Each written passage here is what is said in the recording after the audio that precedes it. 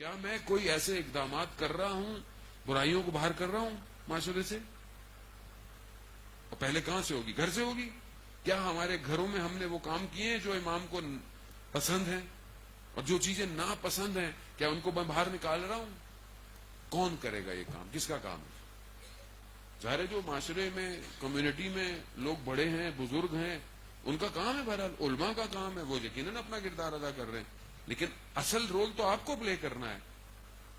اگر آپ اپنے گھروں کو اس قابل نہیں بنائیں، مسجد میں آپ کہیں ہاں جی بڑے مسائل ہیں، بڑے پریشانیاں ہیں، بڑی مشکلات ہیں، جوانوں کی بڑی مشکلات ہیں، بڑے گناہ ہو رہے ہیں معاشرے میں، تو کیا کریں اس کا؟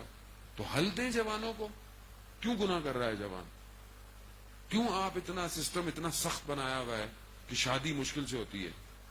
گناہ تبھی ہو رہا ہے جب آپ شادیوں کو سخت کریں گے تو گناہ ہوگا.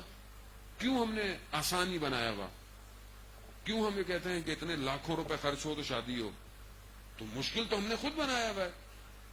مسجد میں، ممبر پہ، امام بارگاہ میں سب باتیں اچھی ہیں، لیکن جب گھر جائیں گے مولانا صاحب کیا کریں، ایک ہی تو بیٹا ہے، اب بڑی دھوم دھام سے تو شادی کرنی ہے نا، ایک ہی بیٹی ہے مولانا صاحب، اب آپ کی ایک ہی بیٹی ہے، اس میں کیا کریں؟ آپ سب کریں، سارے کام کریں.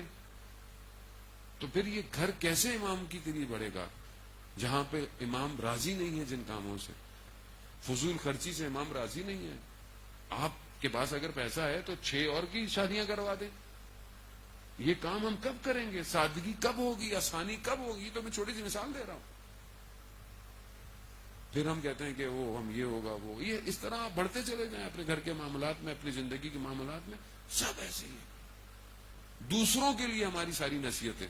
اور ویسے بھی جب مولانا کوئی باتیں کر رہا ہو تو ہمیں لگتا ہے مولانا مارس کے لیے گفتگو کر رہا ہے، ہمارے لیے تو بات ہی نہیں کر رہا، ہم تو سب بہت اچھے ہیں، یہ تو کسی اور کو کہہ رہے ہیں. مولانا ہماری کمیونٹی میں تو ایسا نہیں ہے. عزیزان محترم، بہت برا شوک دور ہے، آگ ہاتھ میں ہے.